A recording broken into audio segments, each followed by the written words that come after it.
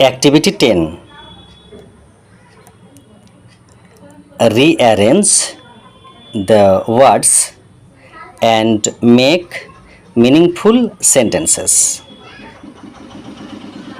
শব্দগুলি পুনরায় সাজান এবং অর্থপূর্ণ বাক্য তৈরি করুন। এ,